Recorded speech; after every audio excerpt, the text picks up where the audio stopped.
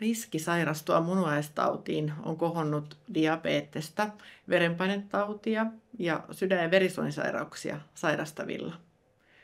Myös lihavuus ja suvussa oleva munuaissairaus sekä aiempi akuutti munuaisvaurio lisäävät tätä riskiä. Diabetes on yleisin munuaistaudin syy sekä Suomessa että maailmalla.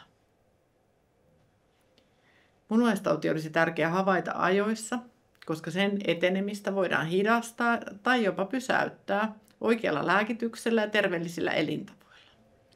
Varhaisessa vaiheessa oleva munuaistauti ei yleensä aiheuta oireita. Sen vuoksi se saattaa jäädä havaitsematta.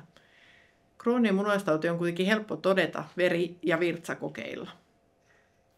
Diabetesta, verenpainetautia ja sydän- ja verisuonisairauksia sairastavat ovat riskissä sairastua myös munuaistautiin.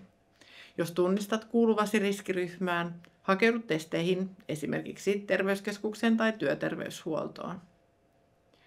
Munuaistauti on tärkeää havaita ajoissa, koska sen etenemistä voidaan hidastaa lääkityksellä ja terveellisillä elintavoilla. Kun munuaistauti todetaan ajoissa, niin voit itse vaikuttaa sen etenemiseen oikeilla elintavoilla. Oikea ravinto, tupakoimattomuus ja liikunta, painonhallinta, ne on kaikki tärkeitä osia munuaistaudin hoitoa.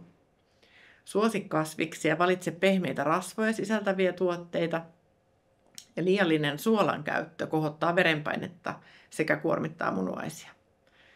Ylipainoisella pienikin painonpudotus ja säännöllinen liikunta auttaa munuaisia voimaan paremmin. Kaikkien, mutta varsinkin munuaistautiin sairastuneiden on hyvä lopettaa tupakointi, sillä se vaurioittaa verisuonia ja sitä kautta myös munuaisia.